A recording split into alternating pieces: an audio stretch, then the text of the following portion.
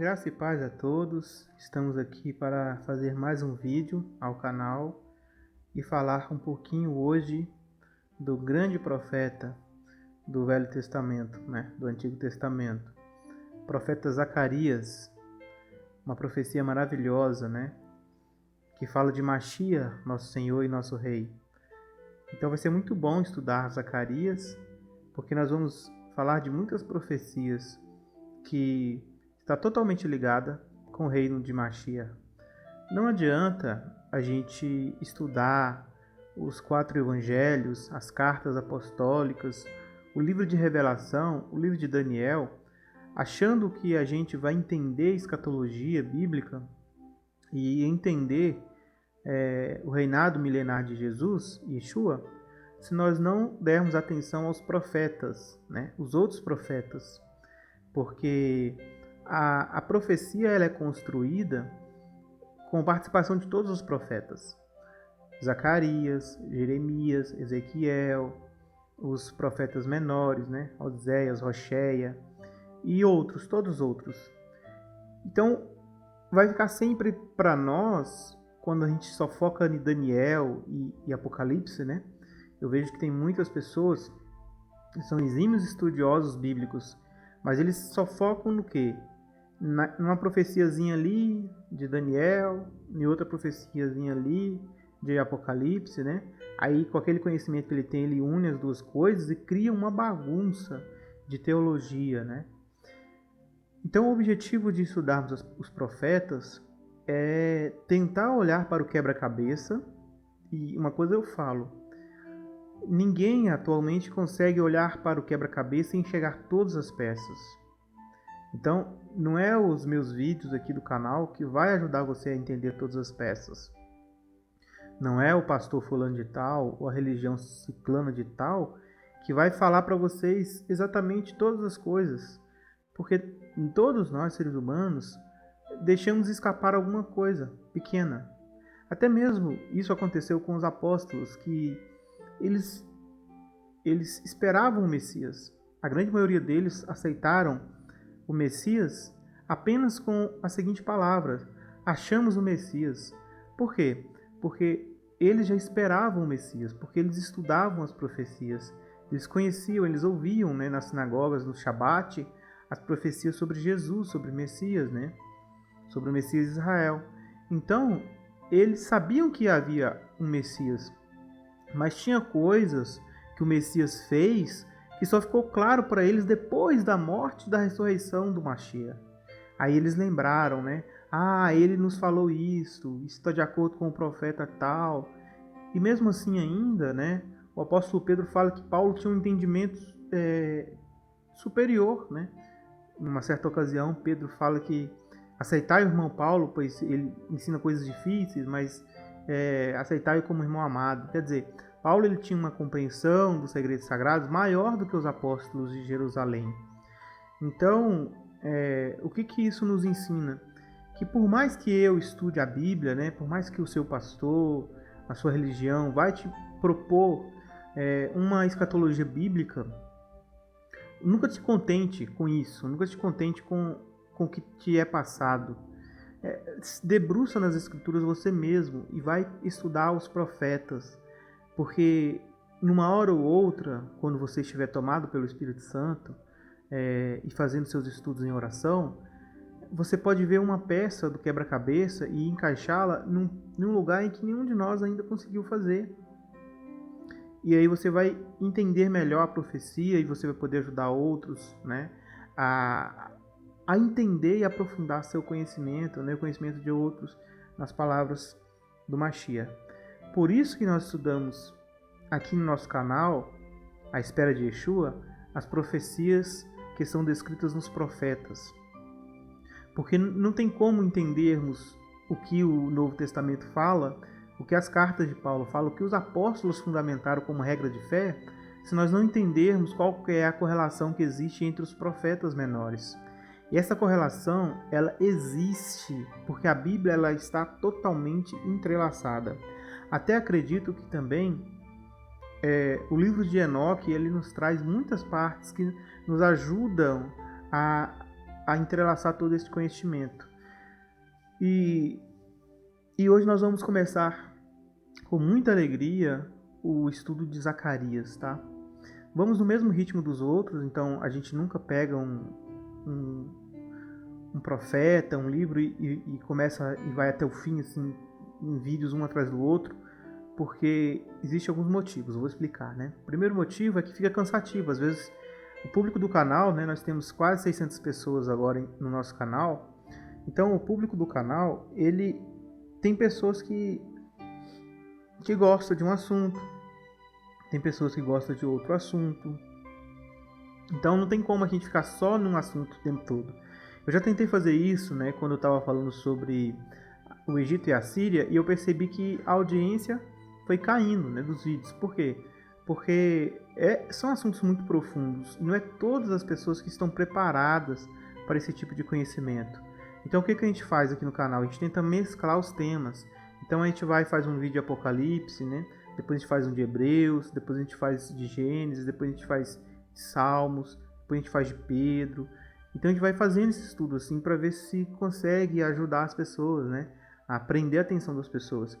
E é triste porque a gente percebe que hoje muitas pessoas ficam aí 2, 3 horas assistindo seriados, né? Jogando, assistindo filmes. E às vezes quando é para estudar a palavra de Deus, né? Ver um vídeo aí de 1 hora, um estudo profundo igual esse do nosso canal, ou até mesmo do canal Reino Eterno, do Luiz, ou do canal ID, né? Do canal do Israel, ou do pastor Marcos, né? Marcos Ribas, ou da Teixuá Total, que são canais que eu indico aqui no meu canal. Canal do DBS também, Melodias, que é um canal maravilhoso. O irmão faz uns vídeos lá muito bons sobre a Bíblia. Ele é focado nas Escrituras. Então são os canais que eu indico aqui no meu canal, ok? Principalmente Teixuá Total, do irmão Marcos e do Marcos Ribas, tá? Que é um outro Marcos. São esses. Tem mais alguns que eu também indico, mas de momento agora não estou lembrado. OBS, DBS, né? DBS Melodias, Reino Eterno, canal do irmão Israel, canal ID, canal do irmão Igor Guerreiro.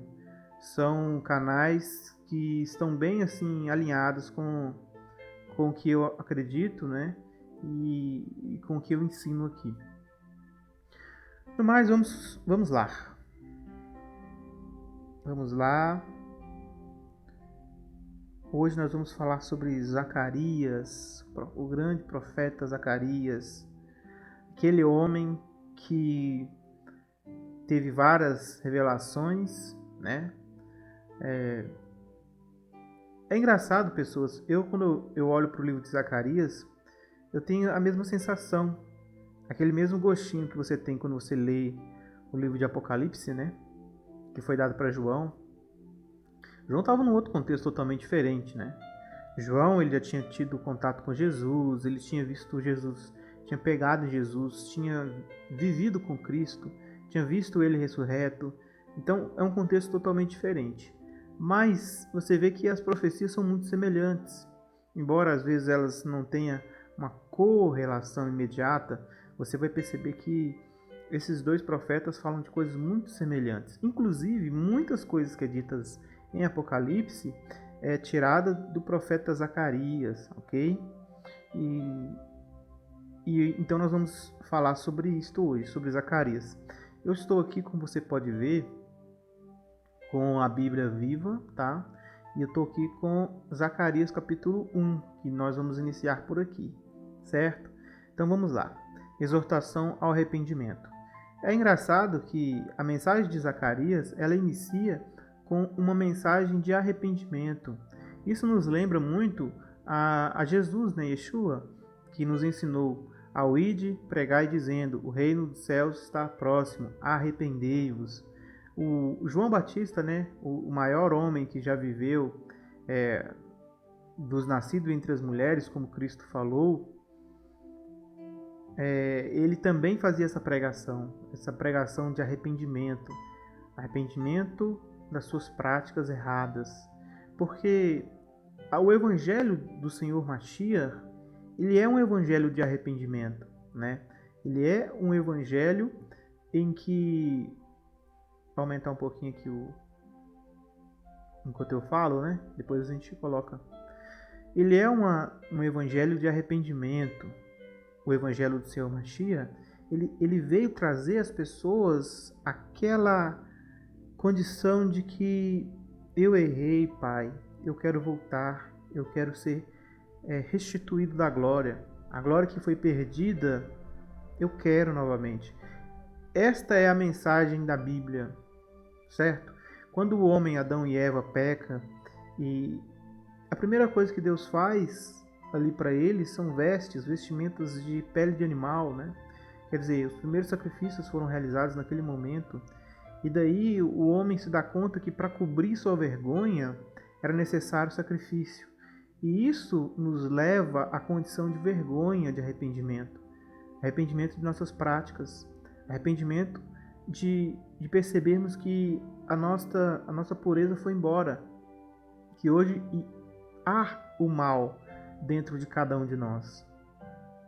Nós somos tipo um receptáculo que pode estar cheio de bondade, mas também pode estar cheio de maldade. Então, Jesus, Yeshua, ele vem nos ensinar isso, mas as escrituras antes dele falavam disso o tempo todo. A mensagem que ele pregou de arrependimento, Zacarias, Jeremias, Ezequiel, os profetas pregaram. Nós vamos ver isso aqui, iniciando no capítulo 1 de Zacarias. Mensagens do Senhor, né? Aqui tem Yod-He, Vav-He, certo? Estas mensagens do Senhor foram transmitidas a Zacarias, filho de Beraquias, neto de Ido, o profeta. Então, Zacarias, ele aqui menciona-se filho e neto, né? Porque ele é filho de quem e neto de quem. Ok? No começo do mês de dezembro, no segundo ano do reinado de Dario, o grande rei persa Dario. Então, vamos aqui para introduzir o entendimento do livro de Zacarias, temos que falar sobre o tempo em que Zacarias vivia, tá? Senão vocês não vão entender muita coisa. Zacarias ele vivia num período pós-exílio babilônico, ou seja, Babilônia, eles conquistaram Israel, eles entraram em Jerusalém, queimaram as coisas e levaram os utensílios sagrados do templo de Yod-He, Vav-He para Babilônia e levou o povo cativo.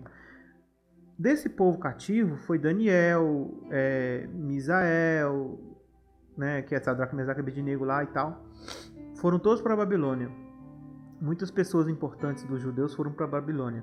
Eles viveram no exílio em Babilônia. Inclusive o profeta Ezequiel foi também para a Babilônia e fez toda a sua profecia lá. Daniel também, né? Só que aí Babilônia, depois de 70 anos, né, como foi descrito pelo profeta Jeremias, Deus ele deu livramento para o povo dele por meio de um Messias, um prometido, que no caso seria exatamente o rei Ciro, certo? O rei Ciro. O rei Ciro seria esse rei prometido. Mas o rei Dário, né? No reinado do rei Dário aconteceu essas coisas aí, ó. Rei Dario é um rei que governou, né, o Império Medo-Persa num período depois disto. Então os judeus já tinham voltado para seu lar, né? Ciro já tinha restituído aos judeus a liberdade de poderem sair de Babilônia e voltar, regressar à sua terra natal. E o templo estava destruído e também as muralhas estavam destruídas. A cidade de Jerusalém estava destruída. Então, qual que era a missão do povo ali? A missão do povo era reconstruir o templo, pois o templo ele era símbolo da adoração de Deus na terra, do Deus de Israel, né? Porque o Deus de Israel ele mandou ele permitiu, né, digamos assim, que Salomão, o filho do rei Davi, construísse um templo para ele. Claro que isso aí também representava e nos ensina algo importante que vamos falar sobre isto durante o estudo do livro de Zacarias, da construção do grande templo que Mashiach reinará nele. Bom, vocês entenderam então aqui o contexto histórico. Estamos vivendo no reinado dos persas, Medo e Persas. Então já tinha caído Egito, Assíria, Babilônia, e agora estava na Pérsia, Medo-Persa, no governo Medo-Persa. Então é nesse período em que o profeta Zacarias ele profetiza. Ele e Ageu, que foi um contemporâneo, outro profeta, eles falam exclusivamente sobre este período pós-exílio e como que, embora Esdras e Neemias também falam sobre este assunto, né, mas as profecias que Esdras e Neemias falam, né, e as coisas que eles falam são acontecimentos. Os profetas Zacarias e Ageu, eles profetizam tanto para aquele tempo quanto para o futuro. E o livro de Zacarias ele é dividido basicamente em duas partes, que é do 1 ao 8, um capítulo 1 ao 8, onde ele vai ter várias e várias visões, e depois do 9 ao 14, que está totalmente voltadas ao reino messiânico. Embora as visões do capítulo 1 ao 8 também refiram-se a Mashiach Yeshua como rei, como nós vamos ver no nosso estudo de Zacarias. Então, se prepare, porque este é um livro que vai abrir a mente de muitas pessoas para o Evangelho Salvador de Mashiach Yeshua, para o reino milenar. E vai tirar muitas ideias erradas aí da cabeça das pessoas que foram estabelecidas por crerem em coisas que surgiram através de pensamentos baseados em ensinamentos apostólicos, mas não baseado nos profetas, entende? Quando você cria uma doutrina que é baseada apenas nos ensinos apostólicos, desconsiderando os ensinos proféticos, você acaba criando uma contradição sem fim e você acaba crendo em coisas que de fato nunca vão acontecer. Então você corre o risco de ser decepcionado quando o Mashiach chegar para reinar no mundo. E ele vai chegar, como nós vamos ver em Zacarias, para reinar no mundo de Jerusalém. Então vamos lá. O Senhor do Universo ficou terrivelmente zangado com os pais de vocês. Então estas foram as palavras que Zacarias ele inicia ao conversar com o povo judeu. Lembrando que essas palavras elas são direcionadas aos filhos de Israel que tinham voltado do exílio babilônico e estavam ali morando em Jerusalém, certo? Mas por extensão, essas palavras também se aplicam a nós, pois todos nós somos judeus, segundo a fé em Mashiach Yeshua. Então, Deus, o Senhor do Universo, ele ficou terrivelmente zangado com os pais dos judeus.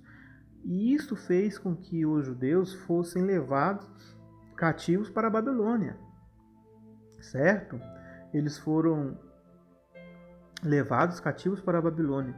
Este foi o motivo pelo qual Deus ele teve que castigar aquele povo.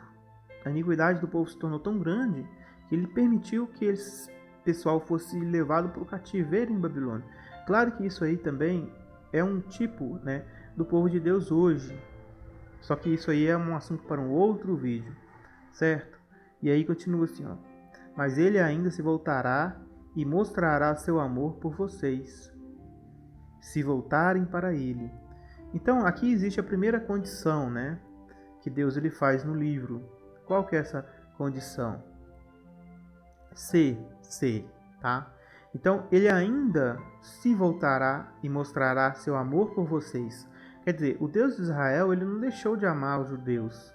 Eles foram disciplinados, eles foram para o exílio, eles voltaram, mas ele ainda continuava muito chateado com aquele povo. Só que ele fala para ali, por meio do profeta, que havia uma condição, né, para abrandar seu coração. Qual era essa condição? Se voltarem para ele. Ou seja, se o povo voltasse de todo o coração para o Deus dos judeus, o Deus de Isaac, o Deus de Abraão, o Deus de Jacó, Deus ele mostraria de novo amor que ele mostrou pelo povo desde sempre, desde quando ele tirou o povo do Egito. Então, embora Deus estivesse chateado com Israel, por causa das práticas que os judeus começaram a ter, né? Adoração da lua, como é mencionado em Ezequiel, adoração de deuses falsos. Eles começaram a ter relações com as mulheres cananeias e começaram a adorar seus deuses e passar seus filhos pelo fogo, a entregar seus filhos a Deus Moloque, a Deus Amon, e coisas terríveis, né? Então Deus ele ficou muito chateado com aquele povo e usou Babilônia como um instrumento de disciplina. Só que Babilônia se engrandeceu e começou a passar do limite. Então, depois de 70 anos, como ele disse no profeta Jeremias, ele faz com que um grande governante, um Medo, né, persa, um governador Medo-Persa, liberte o povo e faça com que o povo voltasse para a terra. E aí Deus promete com aquele povo que ele estava disposto em abençoá-los novamente e mostrar amor a eles, somente se eles voltassem para ele. Ou seja, envolvia um compromisso real daquele povo, um compromisso que não era apenas pro forma de boca, mas um compromisso real daquele povo para com seu Deus. Não sejam como seus pais. Olha o conselho, agora vem com o conselho. Qual que é o conselho? Os primeiros profetas insistiram com eles para voltarem ao Senhor e deixarem seus maus caminhos, mas foi tudo em vão. Venham, voltem para mim, pediu o Senhor. Mas não adiantou, eles não quiseram ouvir, não deram a mínima atenção. Desde sempre, Deus ele tem mostrado consideração pelo povo, porque ele nunca chegou e falou assim, olha, destrói tudo lá, né? Destrói tudo lá. O anjo, né, que era o Malariá, que eu acredito ser o próprio Machia, Deus ele nunca falou com o Malariá assim, olha, vai lá e destrói tudo. Vai lá e mata tudo. Nunca falou.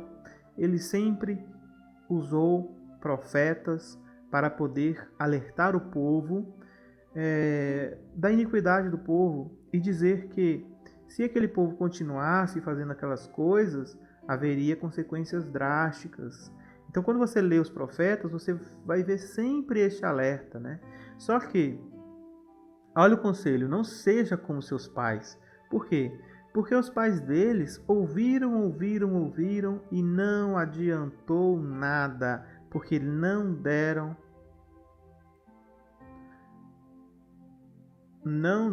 atenção, a mínima atenção a que os profetas falaram. Ao invés disso, se você for ler os textos mencionados aqui, convertei-vos, pois, àquele contra quem os filhos de Israel se rebelaram tão profundamente. Olha só, não foi só Zacarias que falou isto. Isaías também está falando. Vamos ver mais. Agora Jeremias. Vai, pois, e apregou estas palavras para o lado norte, que é as 10 tribos, né? E dize, volta ao rebelde de Israel, diz o Senhor, e não farei cair a minha ira sobre ti, porque misericordioso sou, diz o Senhor, e não conservarei para sempre a minha ira. Né? Olha só as mensagens. Agora Ezequiel. Portanto, eu vos julgarei cada um conforme os seus caminhos, ó casa de Israel, diz o Senhor Deus. Tornai-vos a converter-vos de todas as vossas transgressões, e a iniquidade não vos servirá de tropeço. Tá vendo? Então, o que Deus ele queria do povo? Que o povo parasse de praticar o mal, parasse de praticar a iniquidade. E ele falou pelos profetas essas palavras. Olha Oséias 14:1. Convertei-te, ó Israel, o Senhor teu Deus, né? Ao Senhor teu Deus, porque pelos teus pecados tem caído. Deus ele sempre avisa o povo, ele sempre avisou o povo. E quando fala converter ou retornar, a palavra é techuvá, ou seja, retorno. A palavra em hebraico, né?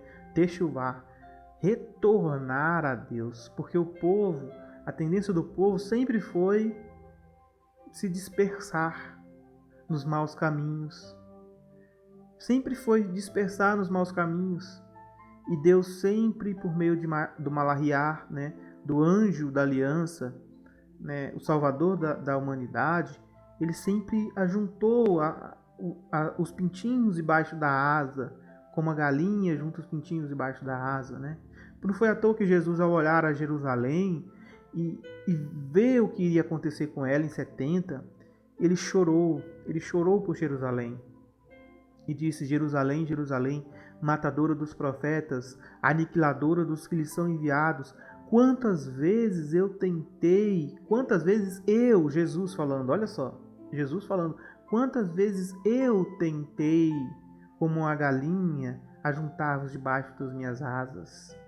Então, o que o profeta Zacarias está dizendo aqui era algo comum, infelizmente, porque o povo ele era um povo rebelde, era um povo que sempre se desviava do caminho da justiça.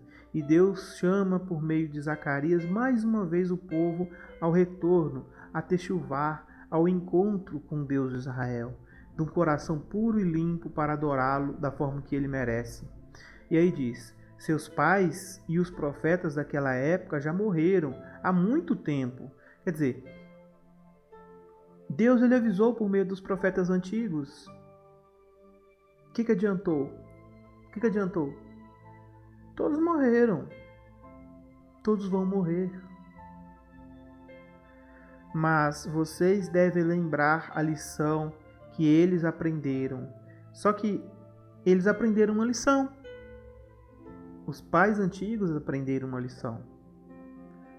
Isso é atestado em Zacarias. Então, o exílio ele teve por objetivo a disciplina, e a disciplina foi boa, porque muitos judeus eles retornaram, eles fizeram techuvá, eles pararam de seguir o caminho da idolatria.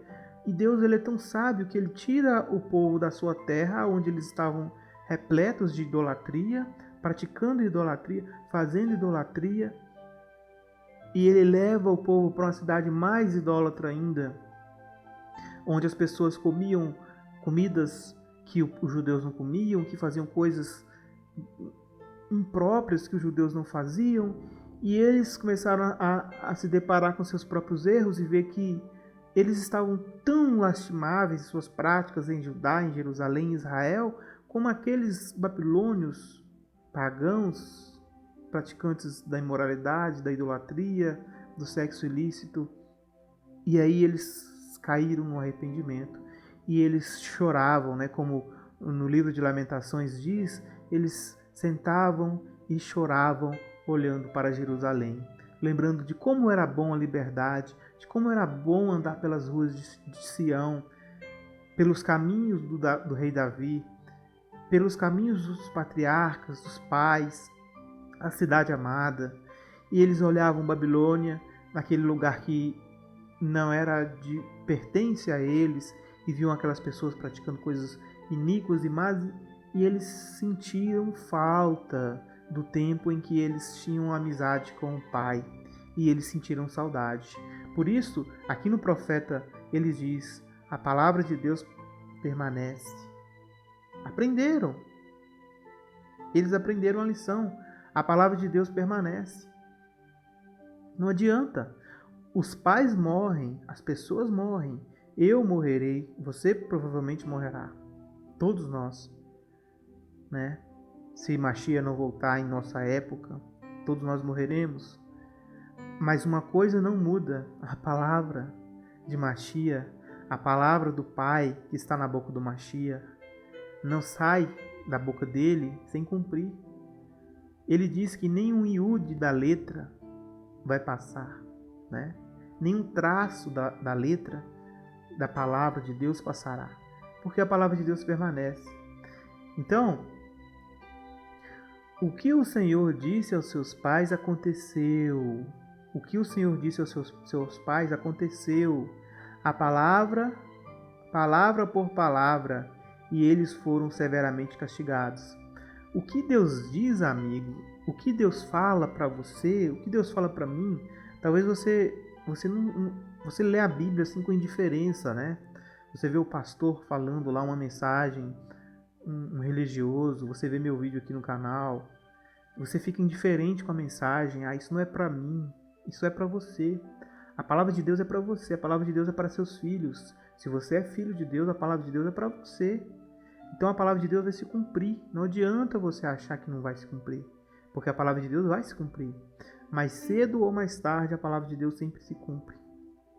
Com o povo judeu, com o povo rebelde, eles tiveram que sofrer severamente o castigo de cada palavra que Deus disse.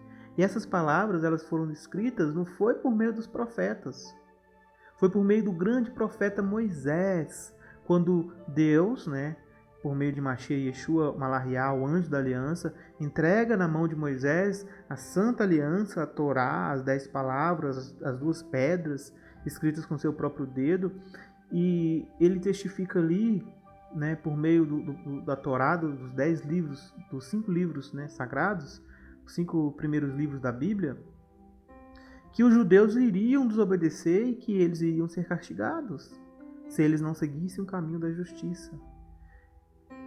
Ele diz que eles seriam espalhados, ele diz que eles seriam divididos, ele diz que seriam surrados, até o dia em que viria aquele a quem todos deveriam se curvar, até que viesse Siló para voltar e colocar todas as coisas no seu devido lugar, restaurar todas as coisas. Então, a palavra de Deus, ela sempre vai se cumprir. Depois de tudo aquilo, finalmente, eles se arrependeram. Tá vendo? Depois de tudo que eles passaram, eles tiveram que se arrepender.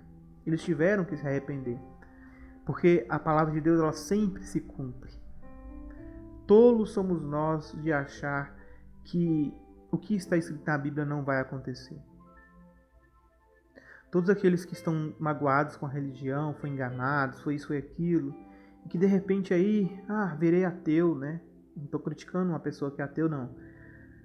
Mas a grande maioria dos religiosos que viram ateu, eles acham que nada mais vai acontecer. Nada mais vai acontecer. Mas a palavra de Deus, pessoas, queridos, elas vão se cumprir. Quer você queira acreditar nisso, quer você não acredite, não adianta, ela vai se cumprir. Isso aconteceu também com os judeus do passado. Alguns deles diziam: o Senhor, ele não vê, o Senhor não se preocupa mais, vamos fazer o que nós quisermos, nada irá acontecer, o Deus de Israel abandonou Israel, foi embora.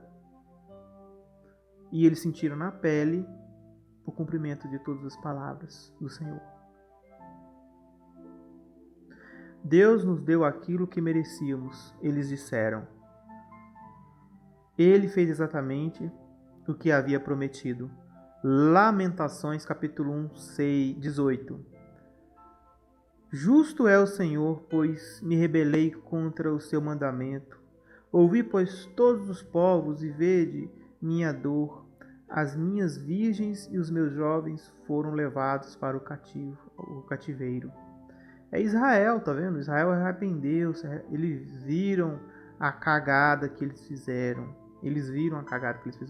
Então Jeremias falou sobre isso, Isaías falou sobre isso, Ageu falou sobre isso, e agora o profeta Zacarias, que é o tema do nosso estudo aqui, ele coloca o dedo na ferida e fala mais uma vez: se vocês não se arrepender dos seus pecados e não retornarem ao Deus de Israel, vocês passarão pelas mesmas coisas que os pais de vocês passaram.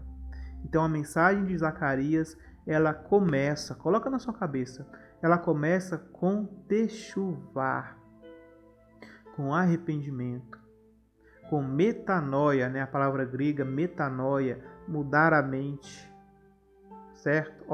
Linguagem de sinais, mudar a mente, metanoia,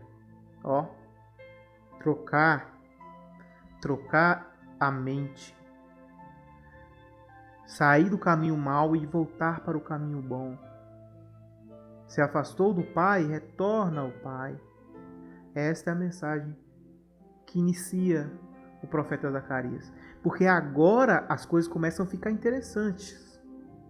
Vamos começar a ver agora sobre uma profecia. Vamos lá. 3 meses depois, em fevereiro, então a primeira visão foi em novembro, tá? A primeira visão foi em novembro. Zacarias, ele teve essa palavra de Deus, ele teve que falar essa palavra ao povo. Então ele foi e pregou essa palavra, falou essa palavra de arrependimento. Então essa parte que nós lemos aqui, isso aí foi tema de Zacarias por mais ou menos uns 3 meses. Ele teve aquela informação e ele ficou falando aquilo, aquela mensagem de arrependimento para o povo. E aí depois de 3 meses, em fevereiro, ainda no segundo ano do reinado de Dario, outra mensagem do Senhor foi entregue a Zacarias. Tá vendo que ele fala na terceira pessoa? Não sabemos que foi uma pessoa que escreveu para ele, tá? Pode ser que alguém teve contato com Zacarias e escreveu essas palavras. Ele tá falando na terceira pessoa, né? Ou ele mesmo escreveu na terceira pessoa. Mas parece que outra pessoa que acompanhava ele escreveu, né? Então, em fevereiro, outra mensagem veio a Zacarias, depois de 3 meses da primeira, da mensagem de arrependimento. Qual mensagem era esta? E por que essa mensagem era importante? Vamos lá. Aqui fala, né, sobre que ele era filho de Baraquias, neto de Ido, profeta, numa visão durante a noite. Essa questão de visão durante a noite se repete várias vezes nas Escrituras. Muitos profetas terão visões durante a noite. Daniel teve, João teve, vários teve. O próprio apóstolo Pedro também, né? Teve essa visão, teve um transe enquanto ele cozinhava. Então é muito comum isso, tá, gente? Então, esse profeta ele recebeu uma mensagem durante a noite. Vamos ver qual era o teor dessa mensagem. Diz assim: Eu vi um homem montado num cavalo vermelho, parado ao lado de uns pés de árvore de murta. Então ele estava no território de Jerusalém, né? Lógico. Zacarias ele olha para o vale e ele olha assim no meio dos pés de murta. Ele vê. Vamos aqui ver como que é esse pé de murta. Vamos aqui. Vamos rapidinho aqui. Estou aqui no meu tablet, né? Vou colocar aqui murta.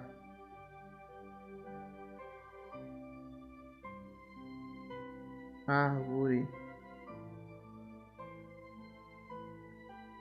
Planta, né? Então olha aqui, murta.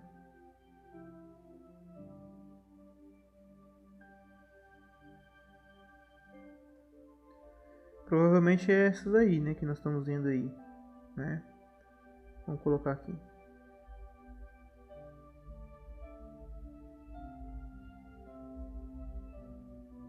É isso aí, tá? Aí, ó.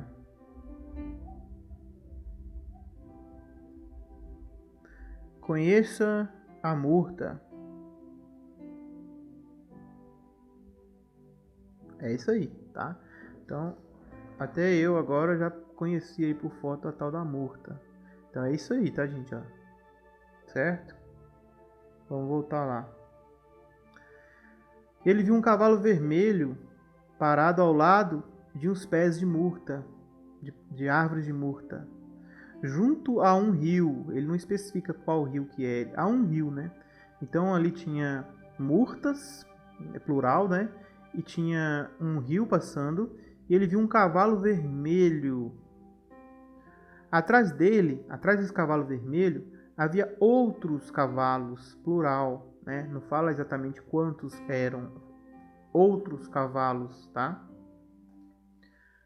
E eram vermelhos, baios e brancos, certo? Então, eu peguei aqui uma foto, né, que pode explicar isso para vocês aqui, ó, um pouquinho melhor. O cavalo baio, até hoje tem, olha, esse aqui, ó.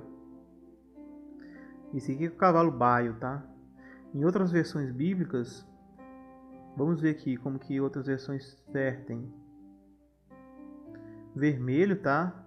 Olha, no hebraico, Adom, vermelho, né? Adam, que vem da palavra Adamá, né? Vermelho. Ruivo, é a mesma palavra para Adão, tá, gente? Vermelho, ruivo.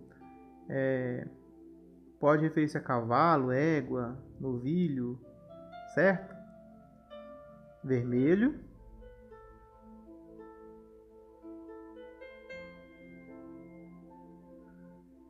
Baios. Os baios é cavalo alazão avermelhado, castanho avermelhado. Tá vendo? Isso aqui, ó. Castanho avermelhado. Esse aqui é o cavalo baio. Ele viu um cavalo vermelho, mas ele também viu cavalos baios, tá? A diferença é que esse aqui é o marrom avermelhado, tá? Um castanho avermelhado, marrom avermelhado. E ele viu um cavalo vermelho mesmo, tá? Um cavalo vermelho ruivo, um cavalo ruivo. Então ele viu um cavalo marrom assim, um cavalo ruivo.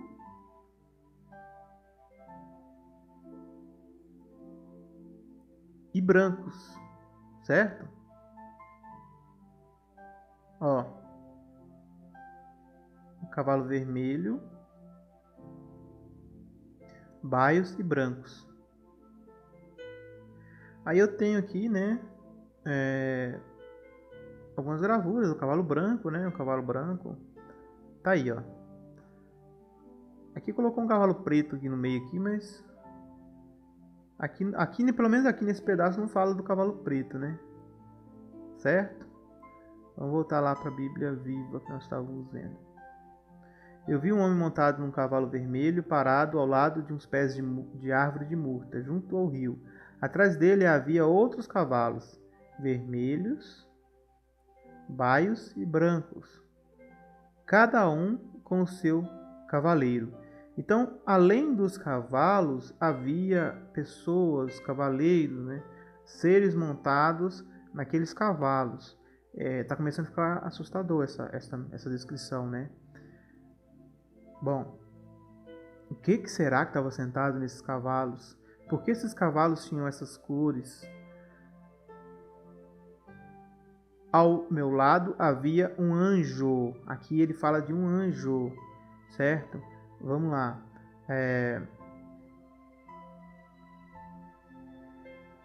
A palavra lá, ó, malak, certo? Mensageiro, anjo, malak, certo? Havia um malak perto dele lá. Havia um anjo. Então, olha só, presta atenção. Tinha um homem sentado num cavalo vermelho, foi o primeiro que ele viu. E logo depois, quando ele olhou um pouco adiante, ele viu ali também mais pessoas sentadas em cavalos vermelhos, brancos e baios. E aí, quando ele olha do lado, ele viu o quê?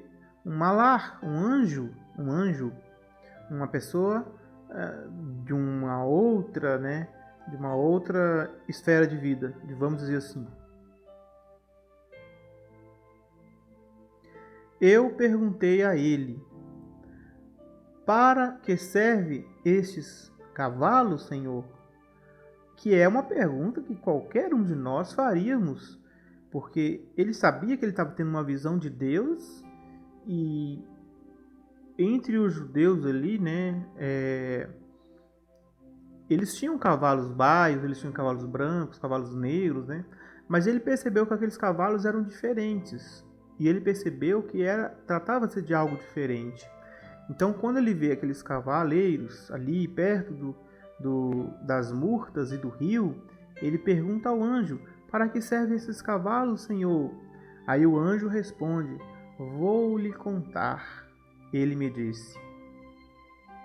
Então, o cavaleiro do cavalo vermelho, que era o anjo do Senhor, gente, olha que interessante.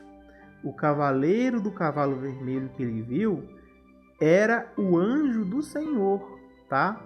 Vamos ver como é que tá nessa Bíblia aqui, ó.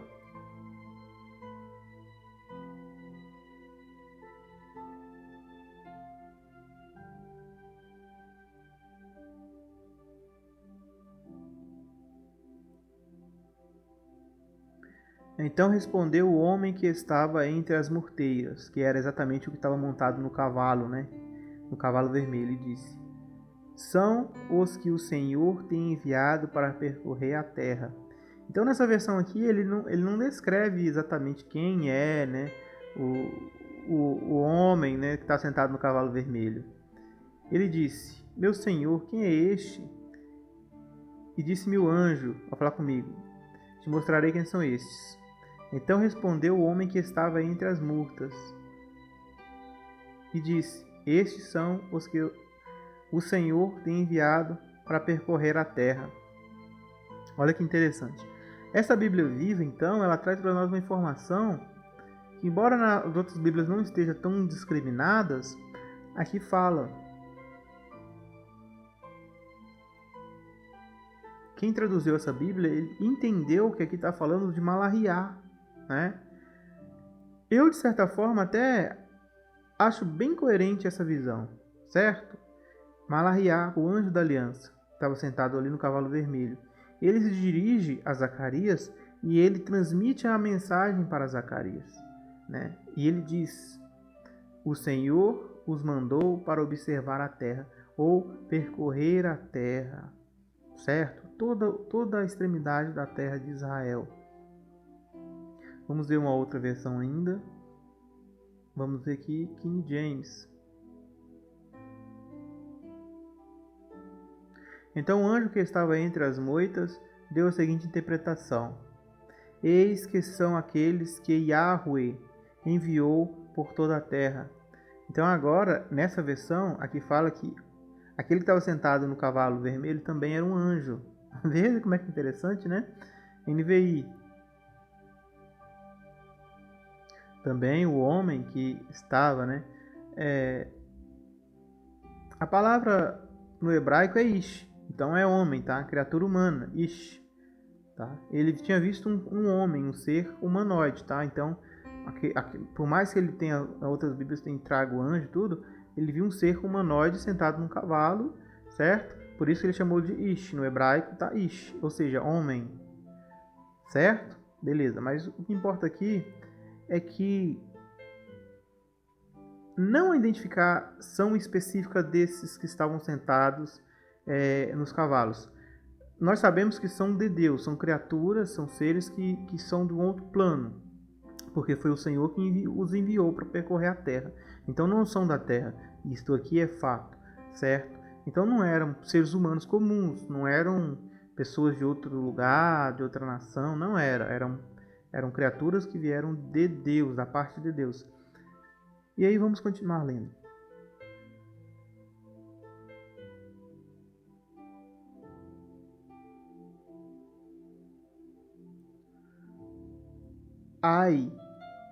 Aí os outros cavaleiros apresentaram o seu relatório ao anjo do Senhor, ao que estava sentado, né, no cavalo vermelho. Nós acabamos de observar a terra e em toda parte a riqueza e paz. Então o Senhor enviou, né, anjos com seus cavalos para percorrer a terra e observar como estava a terra. O que eles acharam, né? O que eles encontraram? Verso 11. Vamos ver outra versão aqui, ó.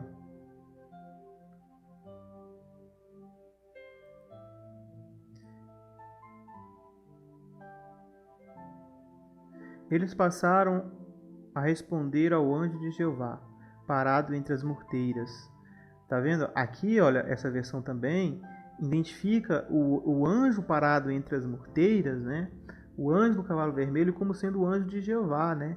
Ou seja, o Malaquiá, certo? Então, se você for pegar as Bíblias e fazer, você vai ver que vários tradutores bíblicos eles têm essa percepção de quem era aquele cavaleiro sentado no cavalo vermelho, chamados de Malaquiá, certo? Em outro contexto, como por exemplo Malaquias capítulo 3, de 1 a 5, Malaquiá, o anjo da aliança.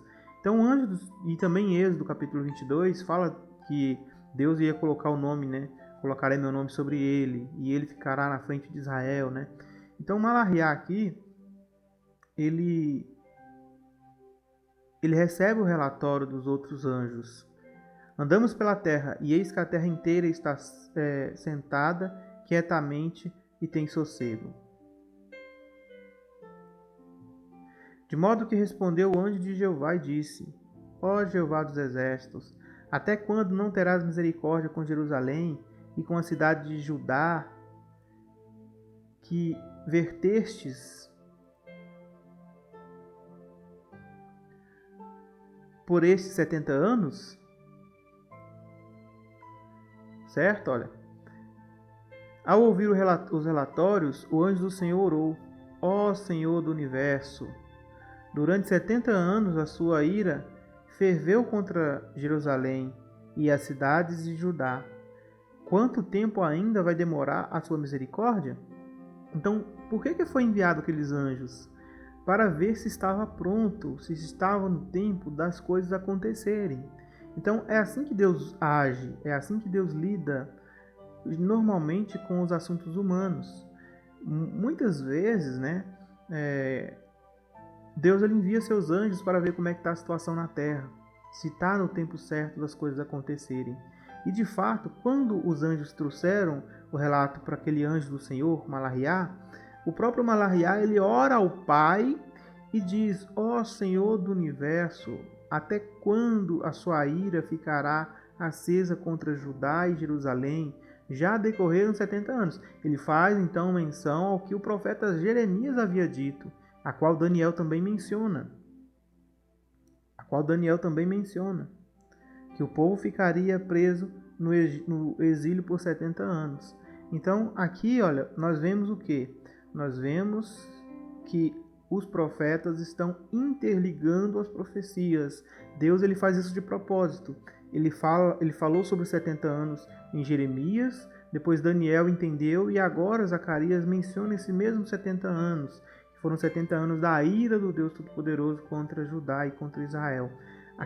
Aquela ira que fez com que o povo fosse mandado para Babilônia. Só que o povo já estava em Babilônia, já estava em Israel. Por que ainda ele faz menção dos 70 anos? Porque ainda o povo não tinha reconstruído o templo, o povo ainda não tinha se convertido de novo, de todo o coração ao Pai. Então ali ainda, né, estava valendo, vamos dizer assim, os 70 anos, digamos assim, né? Senão aqui o anjo não teria feito essa explanação. O Senhor respondeu ao anjo que estava ao meu lado, com as palavras de consolo e segurança. Então o anjo me disse: gritai para todos ouvirem esta mensagem do Senhor.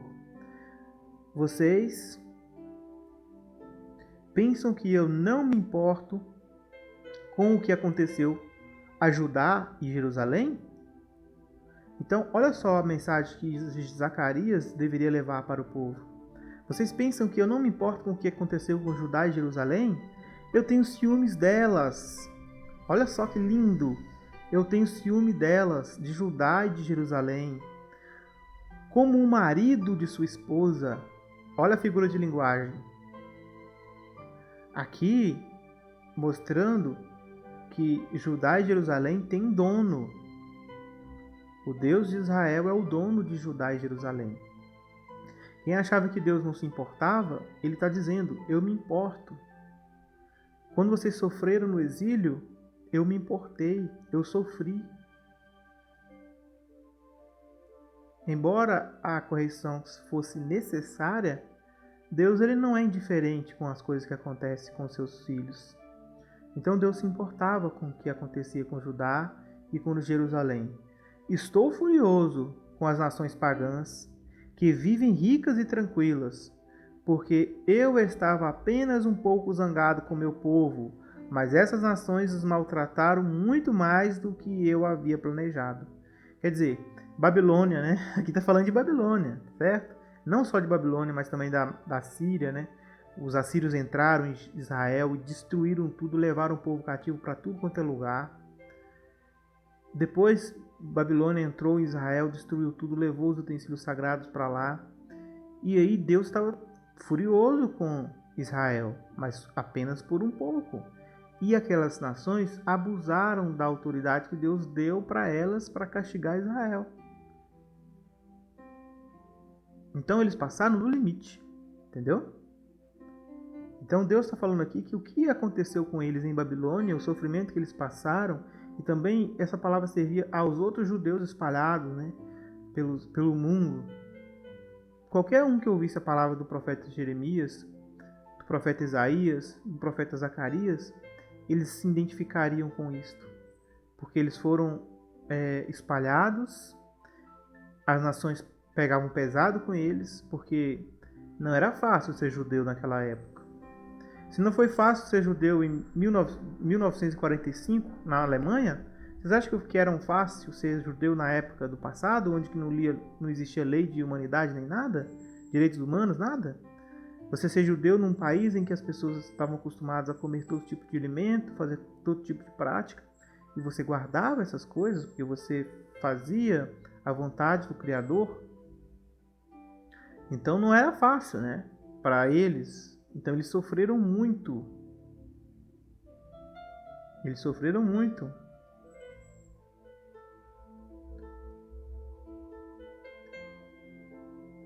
Por isso o Senhor declara: eu me voltei para Jerusalém, cheio de misericórdia. O meu templo será reconstruído, diz o Senhor do Universo, e toda a cidade de Jerusalém junto com ele. Olha que lindo, né?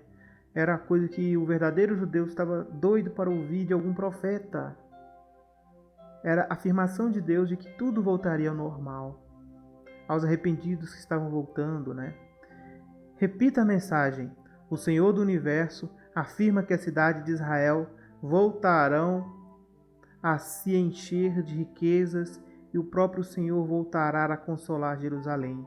Ele fará de Jerusalém a sua cidade e morará nela. Veja que essa esperança aqui, que foi dada por Zacarias, começa a tocar no assunto do reino milenar de Cristo na Terra, sendo Jerusalém a capital, entende? Então, neste ponto, temos que ter muita atenção quando o profeta ele começa a falar sobre isso, porque ele começa a dar indício de que o Senhor do Exército, né, que no caso representa Yeshua HaMashiach, que ele representa o Senhor, né, do Exército, o Senhor dos Exércitos, Yahweh dos Exércitos, né, o Pai. Então ele vem morar com o seu povo, tá vendo? Olha, ele fará morada. Ele fará Jerusalém de sua cidade, morará nela. Ok? Então, o Senhor, Yeshua, ele já está dando pinta do reino milenar aqui, tá? Então, essa foi a primeira visão. Mas, já que a gente vai fazer o capítulo inteiro, a gente vai para a segunda visão. A primeira visão é sobre o quê? Sobre o Mashiach Yeshua, que é o Malahiá, né? Ele recebe a visão, né, ali do Pai, de que o tempo dos 70 anos tinha acabado e que Jerusalém seria reconstruída, que a cidade seria habitada, que o templo seria reconstruído. Então, quão feliz ficou, né, os judeus sinceros que ouviram essas mensagens, e o próprio Messias, ao ouvir do seu Pai, que agora tinha chegado o tempo de reconstruir o templo. Chega de nações pagãs, chegam de volta, povo meu. Então é o primeiro retorno à casa de Israel, o primeiro retorno do cativeiro à casa de Israel. Isso prefigura algo maior, que é um assunto para um outro vídeo, que nós faremos um dia, se o Eterno permitir. O grande retorno do povo de Deus, que está espalhado pelo mundo das duas casas de Israel, voltando para Israel, voltando para sua casa. Isto aconteceu pela primeira vez para mostrar para nós o que iria acontecer em escala mundial, que o templo seria reconstruído. Chega de Israel sendo difamado, chega de Israel sofrer, agora era a hora de retornar seus filhos. Segunda visão, entendeu então o que significam os cavalos? Vamos agora à segunda visão. Segunda visão, os 4 chifres e os 4 carpinteiros. Vamos mudar agora um pouco a visão. Mas depois a gente vai voltar nessas visões lá na frente, quando tocar nesses assuntos de novo. Porque está conectado, tá? O capítulo 1 está conectado com os capítulos também. E com outras partes das escrituras. Olhei em outra direção e vi 4 chifres de animais. Então, ao mesmo tempo que ele estava vendo ali os animais, né, sendo montados, que eram cavalos, montados por anjos, E aí ele recebe a mensagem de que aquilo representava Deus ele fazendo ali uma verificação na terra para ver se estava no tempo certo do povo retornar e voltar, no caso ali, para Jerusalém e reconstruir a cidade. Então essa visão dos cavalos significa isso. Eles percorreram a terra para ver se estava tudo certo, se estava no tempo certo. Era o tempo certo. O Senhor pergunta ao Eterno e o Eterno responde: Jerusalém será reconstruída, o templo será reconstruído. Agora a segunda visão, ele olha para uma outra direção, né? Agora já não olha mais para os cavaleiros, as murtas e o rio, e aqueles homens, né, típicos ali, anjos. Ele olha para outra direção. O que ele vê? Ele vê 4 chifres de animais. Para você entender o que significa isto, você vai ter que entender o que significa chifre na Bíblia. E eu não vou agora, porque o vídeo também vai ficar grande, né? Não posso passar muito tempo. Mas na Bíblia, chifre significa reis, ok? Reis, governos. Tanto é que a fera de Apocalipse, no capítulo 13, tem quantos chifres? 7 cabeças, 10 chifres. Esses 10 chifres significam o quê? Os 10 dedos no pé da estátua. E esses 10 chifres, lá em Apocalipse, já explica que são 10 reis que terão um reino sobre a terra. Então, indiferente, né? Na Bíblia, muitas vezes o chifre vai estar representando reis. E aqui também não é diferente, tá? Tem algumas exceções, sim, mas aqui não é diferente. Vamos lá. O que significam esses 4 chifres? Olha a pergunta de Zacarias. Perguntou ao mesmo anjo que estava do lado dele. Perguntei ao anjo. Ele me respondeu: representam as 4 grandes nações que espalharam Judá, Israel e Jerusalém. Tá? Então, quem são essas 4 nações que espalharam Judá, Israel e Jerusalém? Que espalharam Judá, Israel e Jerusalém pelo mundo. Quem significa? Bom, a primeira delas foi a Síria, né? Os assírios, eles espalharam Israel, o governo setentrional, o governo do norte, a todas as nações. Certo? Babilônia também fez isso. Babilônia também fez isso. Então, vamos lá. A Síria. Por que não o Egito? Porque o Egito não espalhou o povo de Deus. O povo de Deus desceu ao Egito por vontade própria. O povo de Deus saiu do Egito porque o Malariá foi lá tirar eles de lá. O anjo da aliança foi lá tirar eles de lá com mão forte.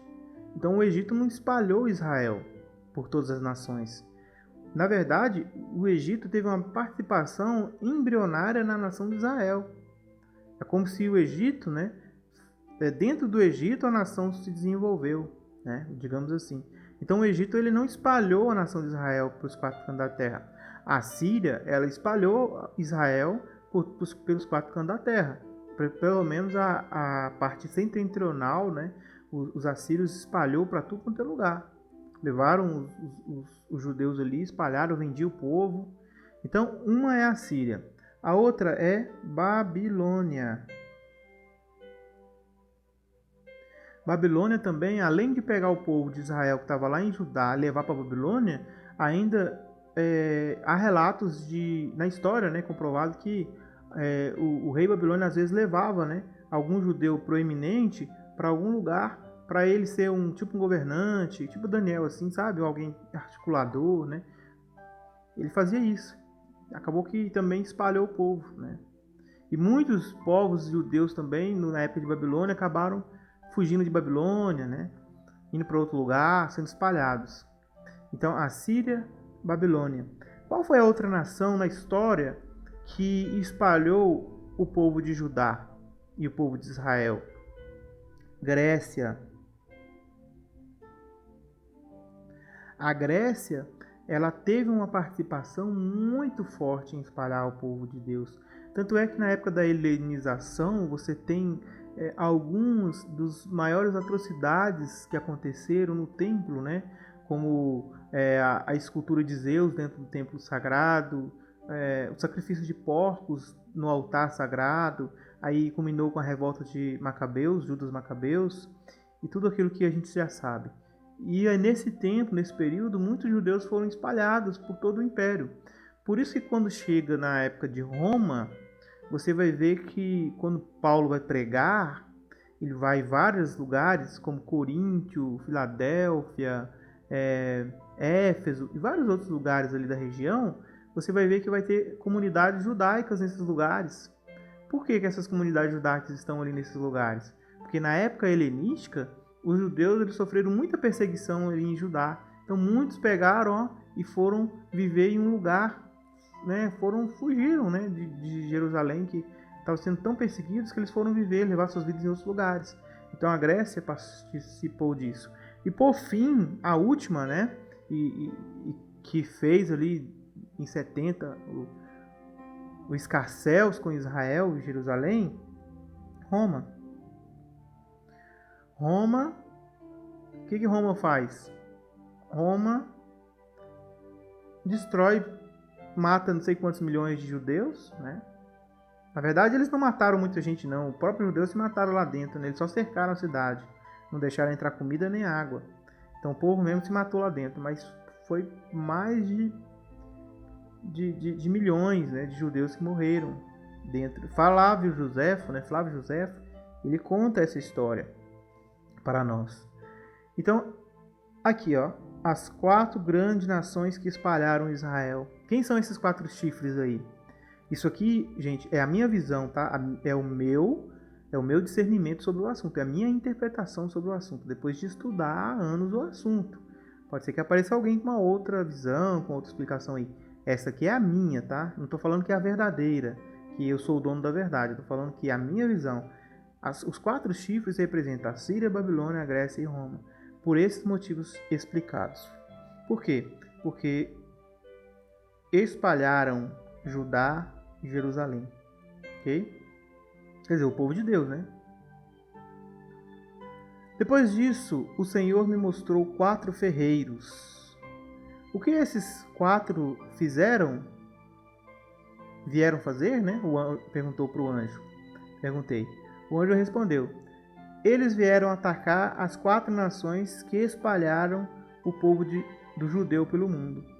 Vão colocar essas nações na bigorna. Vão malhá-las e jogá-las fora. Então, se nós sabemos que as 4 nações, os 4 chifres, são essas nações, que são 4 cabeças da fera de 7 cabeças, porque faltou ali Egito, né? Faltou Egito e faltou a Medo-Pérsia. Por que não entrou a Medo-Pérsia como quem espalhou o povo? A Medo-Pérsia não espalhou o povo judeu. A Medo-Pérsia fez o povo judeu voltar para casa. Entende? Então, os Medo e Persas fizeram o povo de Deus voltar para casa. Então, dessas 7 cabeças da fera, do Apocalipse, né? 7.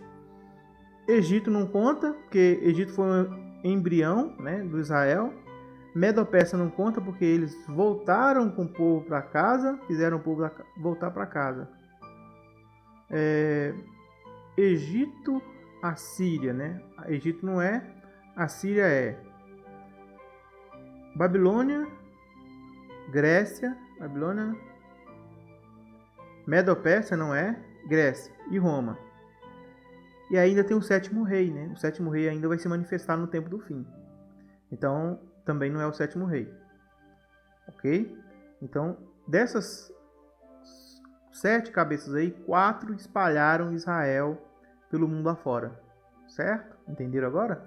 E o que está dizendo ali? Que haveriam 4 ferreiros que viriam para colocá-la na bigorna e malhá-la e jogá-la fora. Isso aí, gente, eu não posso afirmar com todas as palavras, mas o livro de Enoque fala de 4 arcanjos, tá?